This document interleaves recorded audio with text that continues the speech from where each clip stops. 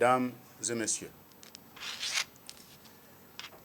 très récemment, 12 honorables députés du Parti démocratique gabonais, regroupés au sein du Rassemblement Héritage et Modernité et contestant le déficit démocratique au sein de notre parti à l'époque, le Parti démocratique gabonais, ainsi que la calamiteuse gouvernance du pays,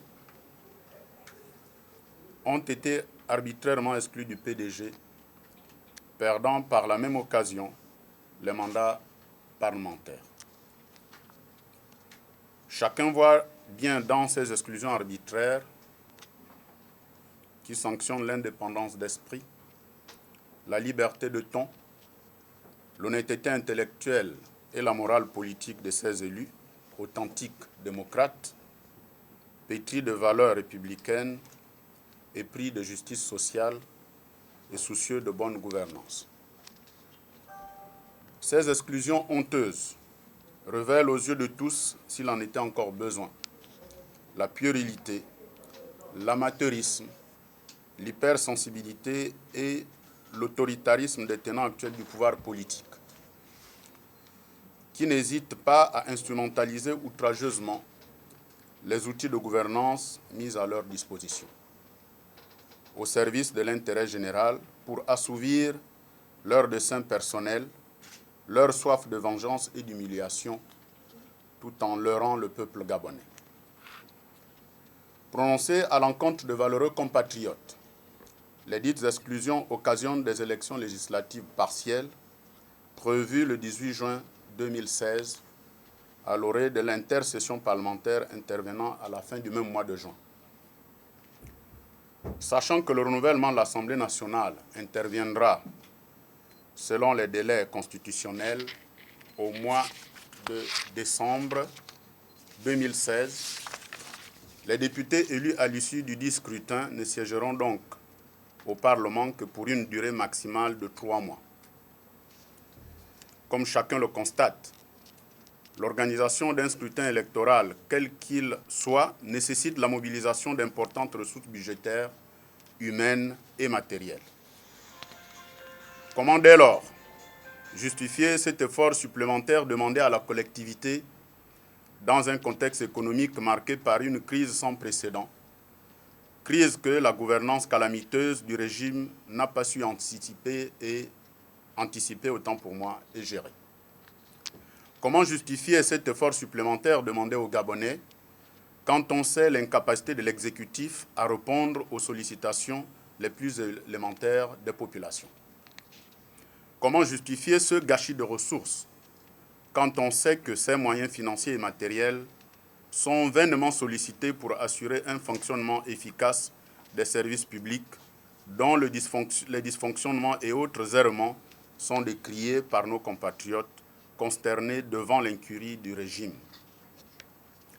En rejetant l'opportunité de cette élection partielle, dont les élus ne siégeront véritablement que pendant 3 mois, le Rassemblement Héritage et Modernité dénonce le gaspillage des ressources publiques et invite chaque Gabonais au discernement. Chacun doit voir que ces élections partielles, organisées dans de sordides calculs politiciens, visent en réalité 2 objectifs. D'une part, masquer la désastreuse impopularité d'un régime ultra-minoritaire, illégitime, antidémocratique et totalement discrédité et raillé par tous. Et d'autre part, tester la fiabilité d'un somptueux dispositif de fraude électorale élaboré à l'effet de prévenir le rejet populaire et la défaite annoncée du PDG à l'issue du scrutin de l'élection présidentielle à venir. Les informations qui nous parviennent révèlent que l'obstination du régime à organiser cette inutile opération électorale est une mascarade supplémentaire du régime destinée à leurrer l'opinion nationale et internationale. Avant le déploiement d'une fraude d'une ampleur inédite, projetée, comme je le disais déjà tout à l'heure, dans le cadre de la future élection présidentielle d'août 2016. Chacun doit voir que ces élections partielles, organisées dans de sordides calculs politiciens, visent en réalité 2 objectifs. Le premier objectif est de détourner l'attention de l'opinion nationale et internationale, actuellement focalisée sur la résolution du problème posé par la candidature contestée de M. Ali Bongo Ondimba, détenteur de plusieurs actes de naissance, d'une part, et la nécessité qui s'attache au respect de l'article 10 de la Constitution, d'autre part. Le second objectif est de tester la fiabilité d'un somptueux dispositif de fraude électorale élaboré à l'effet de prévenir le rejet populaire et la défaite annoncée du PDG à l'issue du scrutin de l'élection présidentielle à venir. Les informations qui nous parviennent révèlent que l'obstination du régime à organiser cette inutile opération électorale est une mascarade supplémentaire du régime destinée à leurrer l'opinion nationale et internationale avant le déploiement d'une fraude d'une ampleur inédite projetée dans le cadre de la future élection présidentielle d'août 2016. Toute chose qui entache la crédibilité et entrave le rayonnement des institutions politiques de notre pays, galvaudées par des comportements antidémocratiques, égocentriques et aux antipodes de la légalité et qui nous vaut à tous les sarcasmes de la communauté internationale.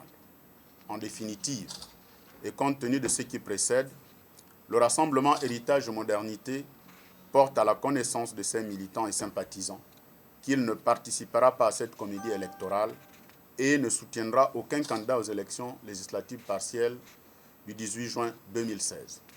En conséquence, il invite tous ses militants et ses sympathisants à ne pas participer à l'égrugeage des valeurs démocratiques dans notre pays. Je vous remercie.